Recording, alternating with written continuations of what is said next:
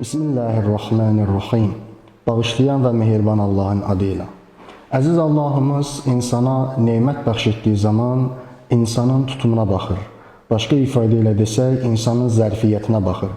İnsan hansı tutumda olarsa, hansı zərfiyyətdə olarsa, insana həmin miqdarda nemət vermək istəyər.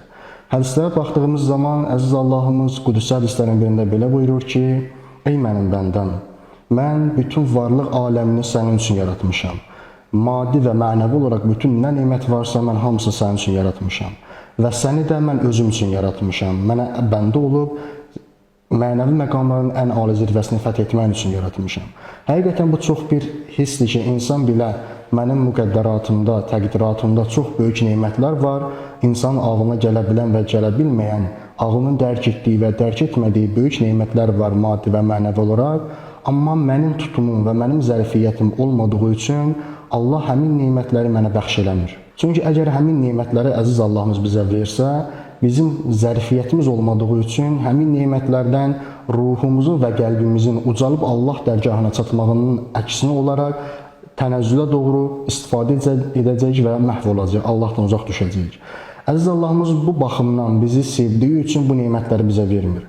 Amma bir halda ki, əziz Allahımız buyurur ki, mən bütün nemətləri sənin üçün yaratmışam.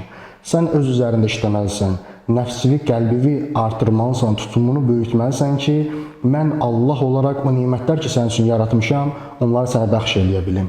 Əziz Allahımız Quran-ı Kərimdə buyurur, Lə yukallifullahu nəfsən illə vus'aha.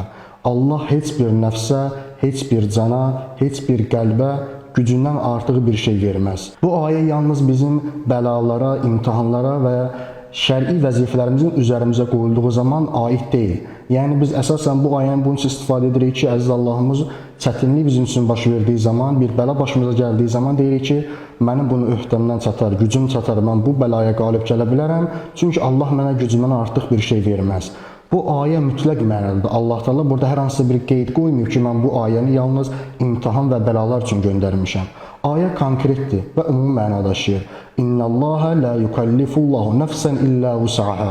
Allah heç bir nəfsə gücündən artıq yükləməz. İstər bu nemət olsun, istər bəla olsun, istər sevinc olsun, istər qəm-kədər olsun, fərq eləməz. Bizim tutumumuz olmalı ki, o nemətlər bizə gələ bilsin. Bu baxımdan biz öz tutumumuzu artırmalıyıq. Və insanın, tutum dedikdə məqsədimiz insanın qəlbinin tutumudur təbii ki burada. Qab olaraq deyil, qəlbin tutumu, hər bir qəlb əgər genişlənərsə, əziz Allahımız hədislərin birində buyurur ki, mən heç bir yerə yerləşə bilmədim, bu nurumla, əzəmətimlə mən yalnız müminin qəlbinə yerləşə bilərəm. Yəni, müminin qəlbi bu qədər genişdir. Allah müminin qəlbinə bu qədər bərəkət verib, tutum verib ki, varlıq aləmi ilə yanaşı əziz Allahımız orada qəbul eləyə bilsin, yerləşdirə bilsin onun nurunu, onun imanını. Bu baxımdan biz qəlbimizi təmizləməliyik. Qəlbinin təmizlənməsinin yolu da, genişlənməsinin və tutumunun böyüməsinin yolu da birbaşa bizim fiziologiyamızla bağlıdır, bizim cismimizlə bağlıdır. Əgər bizim cismimizlə bağlı olmasaydı, əziz Allahımız Ramazan ayını orucu bizlərə vacib eləməzdi.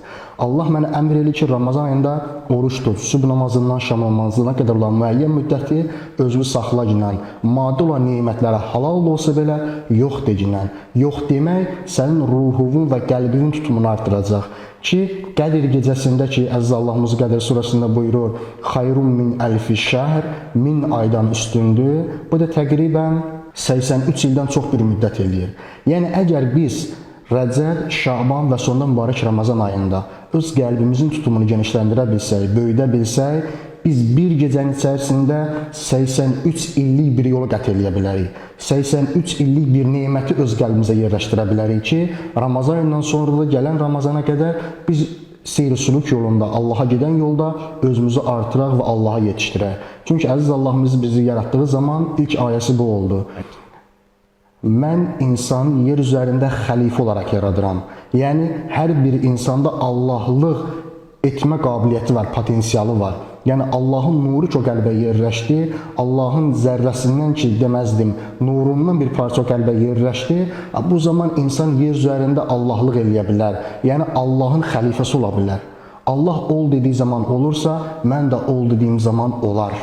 Buna görə Allah Teala bizi sevdiyi üçün Ramazan ayı bizlərə vacib elədi ki, çünki bildi biz insan biraz zəif insanıq, biraz tənbəlliyimiz var.